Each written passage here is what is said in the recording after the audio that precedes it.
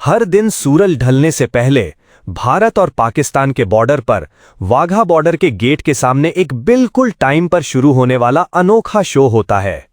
ऊंची ऊंची टांग उठाना, जोर से पैर पटकना, आंखों में आंखें डालकर घूरना। जिसकी टांग जितनी ऊंची उसका रौब उतना बड़ा और वली ज्यादा इज्जत वाला। कई लोग इसे दुनिया का सबसे नाटकीय दुश्मनी शो कहते हैं, लेकिन सवाल ये है, आखिर कैसी दुश्मनी है ये जो दो पड़ोसी देशों को 80 साल से लगातार भिड़ाए हुए है। अगर इसकी असली जड़ समझनी है तो सिर्फ आजादी के टाइम से कहानी शुरू करना काफी नहीं है। इसका बैकग्राउंड बहुत पुराना है।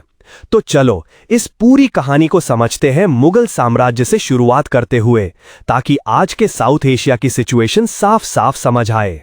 कहानी शुरू होती है साल 1707 से।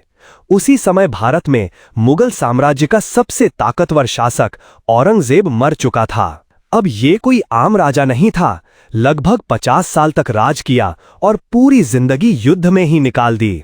उत्तर से लेकर दक्षिण तक लड़ाइयां लड़कर उसने साम्राज्य को उसके इतिहास के सबसे बड़े विस्तार तक पहुंचा दिया। आज का भारत, पाकिस्तान और बांग्लादेश, लगभग पूरा इलाका उसके कंट्रोल में था। उस समय दुनिया की कुल अर्थव्यवस्था का करीब 1/4 हिस्सा अकेले इसी साम्राज्य के पास था। मतलब पावर, पैसा और इन्फ्लुएंस सब कुछ टॉप लेवल पर। लेकिन एक बड़ी समस्या थी, उसकी सोच बहुत कठोर और जिद्दी थी। लगातार युद्ध करते करते उसने खजाना खाली कर दिया। और सबसे बड़ी बात, वो एक कट्टर मुस्लिम शासक था, जबकि उसकी प्रजा में ज्यादातर लोग हिंदू थे। उसने गैर मुस्लिमों पर जजिया टैक्स फिर से लागू किया, कई मंदिर तोड़वाए और हिंदू व सिख समुदाय दोनों को नाराज कर दिया। अब सोचो, जब एक शासक अपने ही ज्यादातर लोगों को अपने खिलाफ कर दे तो सिस्टम कब तक टिकेगा।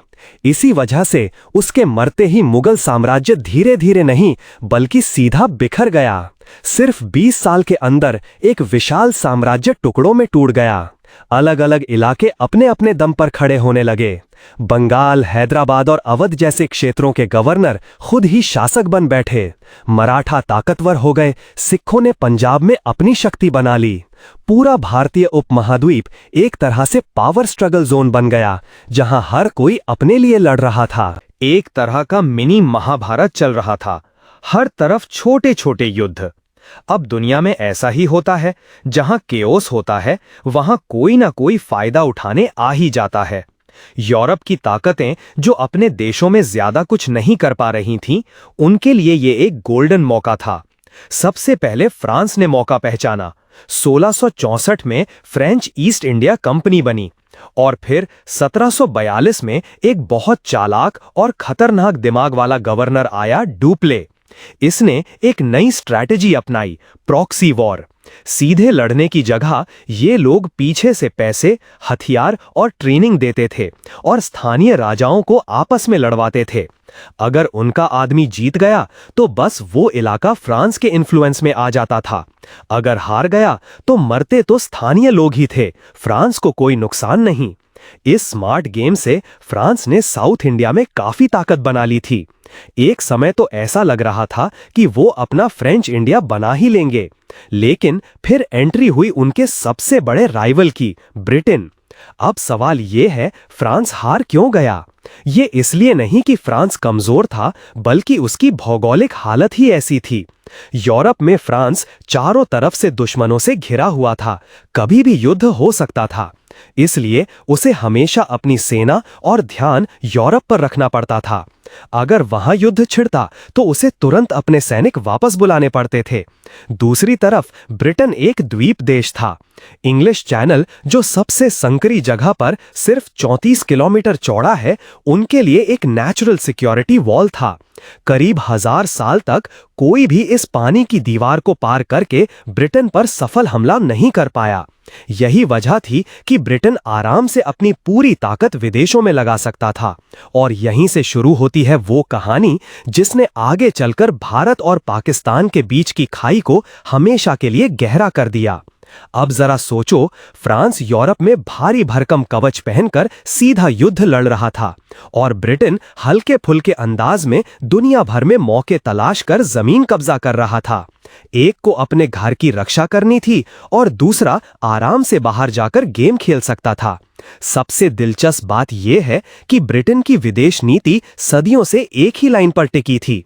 यूरोप में कभी भी किसी एक ताकत को इतना मजबूत मत होने दो कि वो सब पर हावी हो जाए। जैसे ही कोई देश ज्यादा ताकतवर बनने लगता, ब्रिटेन तुरंत बाकी देशों को साथ लेकर उसके खिलाफ खड़ा हो जाता। इसे कहते हैं ऑफशोर बैलेंसिंग, दूर रहकर संतुलन बनाना। यही स्ट्रैटेजी ब्रिटेन ने साउथ एशिया में भी कॉपी पेस्ट कर दी। 1756 में 7 इयर्स वॉर शुरू हुआ, एक ऐसा युद्ध जो यूरोप से निकलकर उत्तरी अमेरिका और फिर भारत तक फैल गया। कई लोग इसे असली पहला वर्ल्ड वॉर भी मानते हैं। अब हुआ ये कि फ्रांस ने अपनी पूरी ताकत यूरोप में झोंक दी, जहां वो ब्रिटेन के सहयोगी प्रूसिया से भिड़ रहा था। उधर ब्रिटेन ने मौके का फायदा उठाया, अपनी नेवी के दम पर फ्रांस की एक एक करके सभी विदेशी कॉलोनियां छीन लीं। 1763 में पेरिस की संधि साइन हुई और इसके साथ ही भारत में फ्रांस के सपने लगभग खत्म हो गए। उन्हें सिर्फ 5 छोटे छोटे तटीय ठिकाने मिले, वो भी बिना किलेबंदी और बिना सेना के। मतलब साफ था, अब साउथ एशिया में फ्रांस का कोई असली सैन्य प्रभाव नहीं बचा था। डुप्ले का फ्रेंच इंडिया बनाने का सपना यहीं टूट गया। अब मैदान पूरी तरह ब्रिटेन के हाथ में था। लेकिन इसका यह मतलब नहीं था कि आगे का रास्ता आसान था, क्योंकि असली चुनौती अब शुरू होने वाली थी, साउथ एशिया के लोकल पावरफुल राज्यों से टक्कर। बंगाल, मैसूर, मराठा, सिख, हर तरफ अलग अलग ताकतें थीं और सब अपनी अपनी लड़ाई लड़ रहे थे। और सबसे चौंकाने वाली बात यह है कि पूरे साउथ एशिया को जीतने वाला सीधे ब्रिटिश सरकार नहीं थी, बल्कि एक प्राइवेट कंपनी थी, ब्रिटिश ईस्ट इंडिया कंपनी। 1757 में इसी कंपनी ने एक ब्रिटिश अफसर रॉबर्ट क्लाइव को भेजा। उसके पास सिर्फ करीब 3000 सैनिक थे, लेकिन उसने बंगाल की लगभग 70,000 की सेना को बेहद आसानी से हरा दिया और भारत के सबसे अमीर इलाके बंगाल पर कब्जा कर लिया। यहीं से गेम पूरी तरह बदल गया। ईस्ट इंडिया कंपनी अब सिर्फ व्यापार करने वाली संस्था नहीं रही, बल्कि एक असली शासक बन गई। अब सवाल उठता है, इतनी छोटी सेना इतनी बड़ी ताकत को कैसे हरा देती है? और कैसे एक छोटे से बंगाल से शुरुआत करके पूरे भारतीय उपमहाद्वीप पर कब्जा कर लिया गया? और वो मशहूर डिवाइड एंड रूल यानी फूट डालो और राज करो की नीति आखिर काम कैसे करती थी? सबसे बड़ा सवाल, क्या यही रणनीति आज भी भारत और पाकिस्तान के रिश्तों में कहीं ना कहीं नजर आती है?